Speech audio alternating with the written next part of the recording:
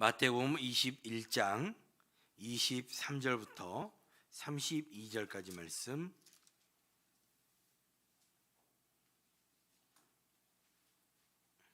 (21장) 23절부터 함께 읽도록 하겠습니다. 예수께서 성전에 들어가 가르치실새 대제사장들과 백성의 장로들이 나와 이르되, 내가 무슨 권위로 이런 일을 하느냐? 또 누가 이 권위를 주었느냐? 예수께서 대답하시되, 나도 한 말을 너희에게 물으리니 너희가 대답하면 나도 무슨 권위로 이런 일을 하는지 이르리라. 요한의 세례가 어디로부터 왔느냐? 하늘로부터냐 사람으로부터냐? 그들이 서로 의논하여 이르되, 만일 하늘로부터라 하면 어찌하여 그를 믿지 아니하였느냐 할 것이요, 만일 사람으로부터라 하면 모든 사람이 요한을 선지자로 여기니 백성이 무섭다 하여 예수께 대답하여 이르되, 우리가 알지 못하노라 하니, 예수께서 이르시되, 나도 무슨 권위로 이런 일을 하는지 너희에게 이르지 아니하리라.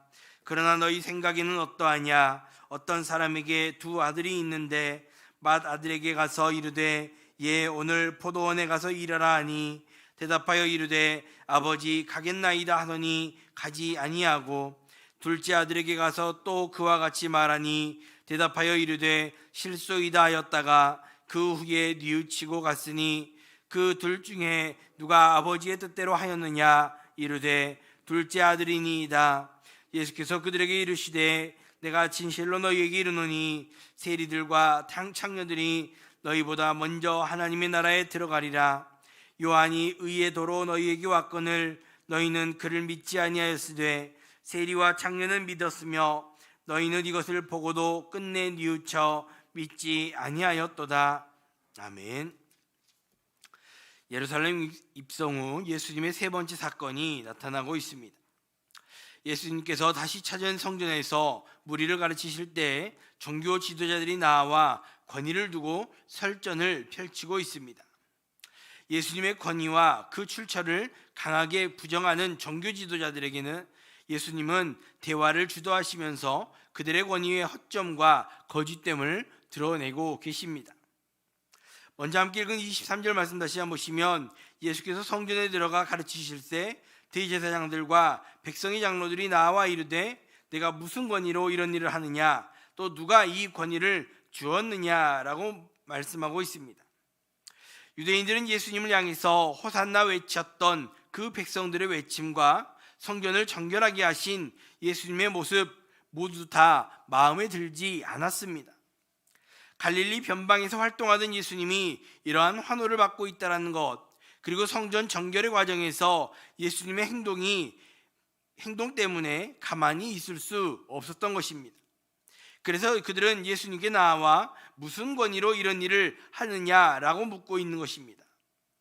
누가 권위를 주었느냐라는 질문은 정말 그 권위의 출처가 궁금한 것이 아니라 예수님의 권위를 인정할 수 없음을 표현하는 질문이었습니다.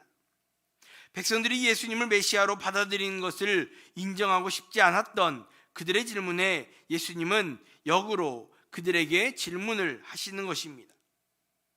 사실 예수님이 메시아로서 칭송을 받으시는 것과 성전을 정결하게 하시는 이 모든 것은 신적 권위로 행하고 계시는 것입니다. 그러나 지금 예수님이 신적 권위로 행하였다라고 대답을 하시면, 그들은 예수님을 신성 모독의 죄로 기소하고자 하는 정교하게 짜여진 함정이었습니다. 예수님은 그들의 질문 뒤에 숨겨져 있는 그 함정을 정확하게 알고 계셨기 때문에 그들의 질문을 역으로 그들에게 다시금 돌려주고 계시는 것입니다. 너희가 대답하면 나도 무슨 권위로 하는지 이르리라 라는 말씀. 그러면서 예수님은 요한의 세례가 어디에서 왔느냐라고 그들에게 물으시는 것입니다. 요한의 권위가 하나님이 주신 선지자적 권위인가, 아니면 요한 자신의 권위, 인간의 권위인가 라는 것을 물으시는 것입니다. 수많은 무리가 세례를 받으려 몰려들었고 회개의 운동까지 벌어졌던 그 3년 전의 사건을 소환하시면서 종교 지도자들의 반응을 이끌어 내시는 것입니다.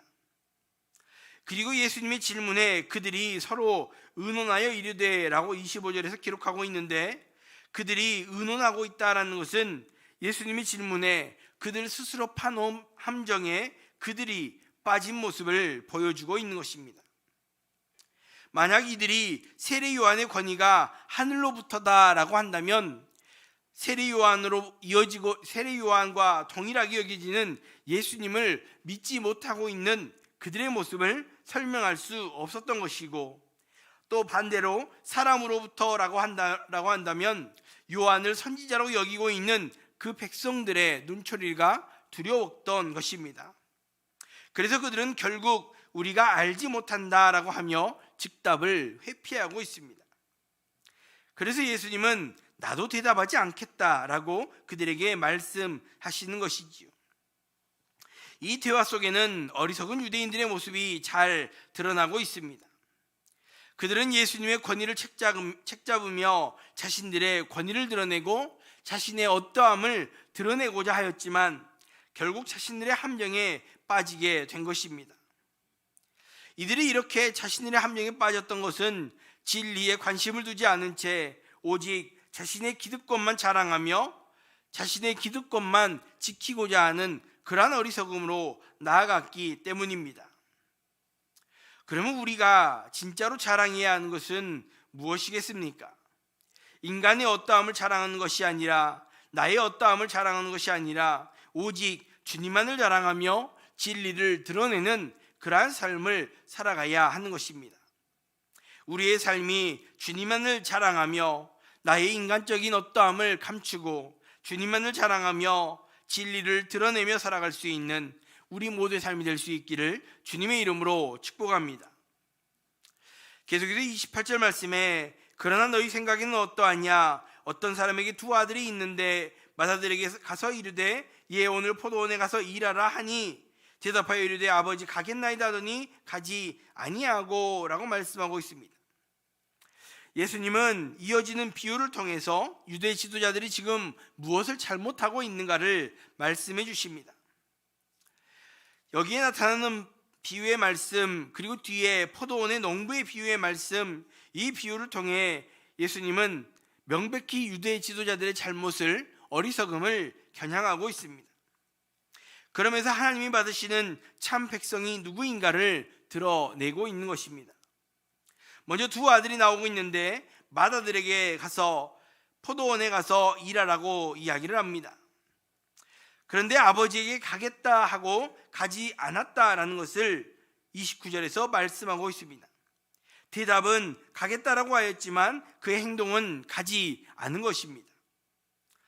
그리고 둘째 아들에게 포도원에 가서 일하라고 하니까 둘째는 싫다라고 했다가 그 후에는 뉘우치고 갔다라는 것입니다.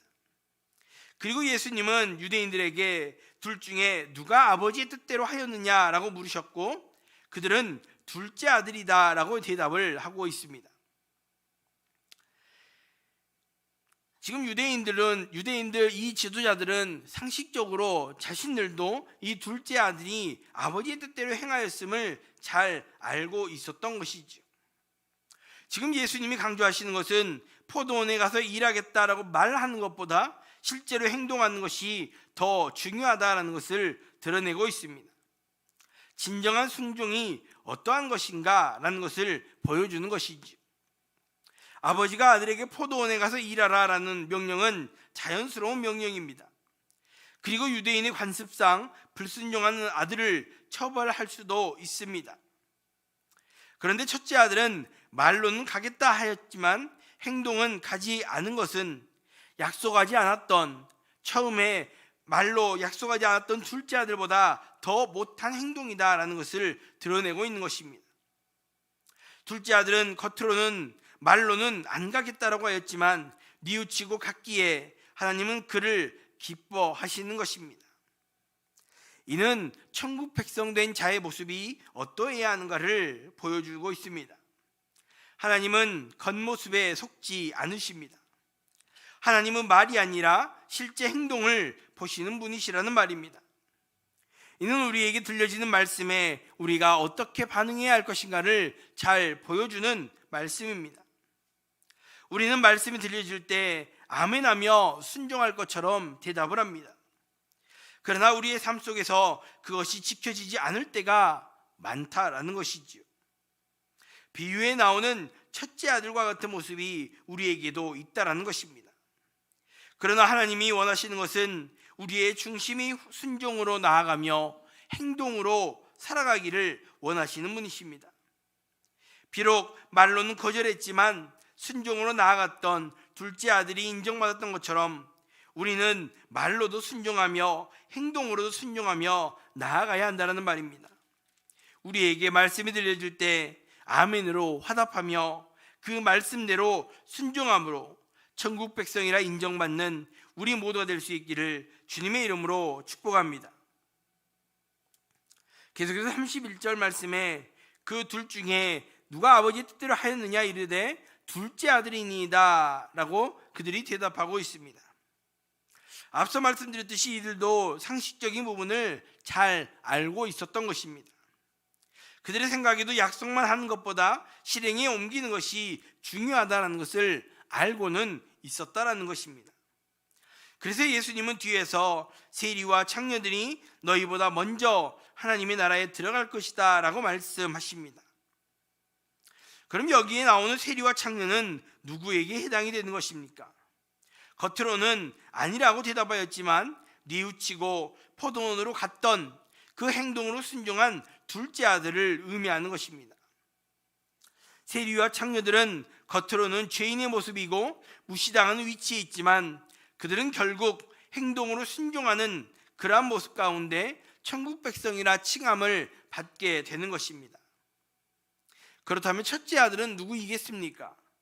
바로 이 유대인 종교 지도자들입니다. 이들은 겉으로는 순종하는 것처럼 보이고 말씀을 잘 아는 것처럼 보이지만 결국 그들은 순종하지 않는, 아니 오히려 예수님을 배척하는 자리로 나아가는 자들이었습니다.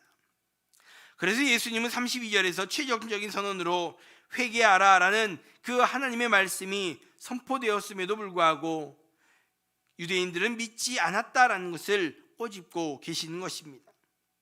그들은 종교적인 행위는 있었으나 믿음이 없는 그러한 자들이었다라는 말입니다. 경건하지 않으면서 경건을 흉내내는 그러한 자들이었습니다. 예수님 당시에 많은 사람들은 겉으로 눈에 보이는 그 경건을 흉내내는 그들이 믿음이 좋다 여겼을지 모르지만 하나님은 그러한 종교 지도자들이 아니라 세리와 창녀가 구원을 받았음을 선언해 주시는 것입니다. 우리의 모습은 어떠한가 돌아볼 수 있기를 바랍니다. 우리의 신앙은 겉모습의 신앙인가 진짜 믿음의 신앙인가 돌아보아야 한다는 것입니다. 겉모습의 신앙을 버리고 진짜 믿음의 신앙으로 나아갈 수 있기를 바랍니다. 믿음으로 말씀을 받아 삶이 변화되고 하나님 나라의 질서로 살아가는 것, 이것이 바로 진짜 믿음인 것입니다. 우리가 겉모습의 신앙을 버리고 하나님의 말씀으로 살아가는 진짜 신앙인들이 다 될 수 있기를 주님의 이름으로 축복합니다. 기도하겠습니다. 먼저 말씀 생각하시면서 함께 기도할 수 있기 바랍니다. 인간의 어떠함이 아니라 오직 주님만을 자랑하며 진리를 드러내며 살아갈 수 있는 그러한 우리 모두의 삶이 될 수 있게 달라고 기도할 수 있기 바랍니다. 또 우리에게 말씀이 들려질 때 아멘으로 화답하며 그 말씀대로 순종하며 살아갈 수 있는 천국 백성으로 인정받는 그러한 우리 모두가 될 수 있게 달라고 기도할 수 있기 바라고, 또 우리가 겉모습의 신앙을 버리고 오직 하나님의 말씀으로 살아가는 진짜 신앙인들이 다 될 수 있게 달라고 기도할 수 있기 바랍니다.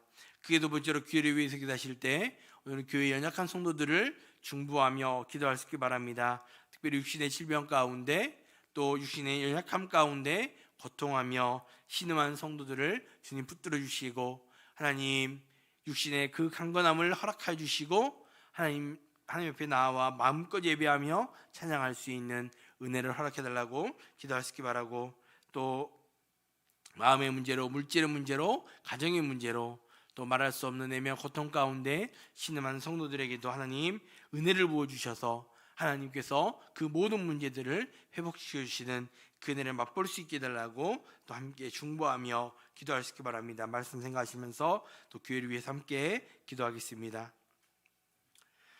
사랑의 하나님, 은혜 사랑 감사합니다. 아버지, 오늘도 우리에게 귀한 생명을 주시고 주 앞에 나와 말씀을 드리며 우리가 천국 백성으로서 아버지 이 땅 가운데 또 주님 앞에서 어떻게 살아가야 할 것인가 말씀하여 주시고 도전하여 주시고 또 우리가 다짐할 수 있도록 은혜를 주신 하나님 감사합니다. 아버지, 우리가 인간의 어떠함이 아니라 오직 주님만을 자랑하며 살아가게 하시고 우리 삶 가운데 진리를 드러내며 살아갈 수 있는 우리 모두의 삶이 될 수 있도록 하나님이여 함께하여 주시옵소서. 또 우리에게 말씀이 들려질 때 아멘으로 화답하며 그 말씀대로 순종함으로 천국 백성이라 인정받는 우리 모두가 될 수 있도록 하나님이여 함께하여 주시기 원합니다. 아버지, 특별히 우리가 말로만 순종하는 것이 아니라 행동으로 옮기는 그러한 신앙이 되어서 정말로 겉모습의 신앙을 버리고 하나님의 말씀으로 살아가는 진짜 신앙인들이 다 될 수 있도록 우리 한 사람 한 사람을 붙들어 주시고 인도하여 주시옵소서.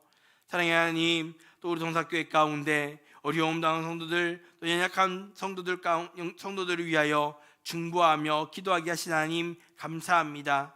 특별히 육신의 질병 가운데 또 육신의 연약함 가운데 신음하며 고통하며 애타하는 성도들이 있습니다. 아버지, 사람이 어찌할 수 없는 그 육신의 문제들을 오직 주님께 맡기게 하시고 아버지, 주님께서 강건함을 허락해 주시고 주님께서 만져주심을 말미암아 아버지 이전보다 더 강건함으로 주님 앞에 나와 마음껏 예배하며 마음껏 주님을 섬길 수 있는 귀한 성도들이 다 될 수 있도록 하나님이여 은혜를 더하여 주시기 원합니다. 아버지, 또 가정의 문제로, 물질의 문제로, 마음의 문제로, 또 말할 수 없는 애매한 고통 가운데 신음하는 성도들이 있습니다. 아버지, 말로 닿을 수 없는 그 고통들, 그 어려움들을 오직 주님께 맡기게 하시고 아버지, 주님께서 그 모든 문제들을 아버지 회복시켜 주시고 아버지 온전하게 회복시켜 주시는 그 은혜들을 경험하는 복된 날들이 될 수 있도록 하나님이여 우리 모든 성도들을 붙들어 주시옵소서.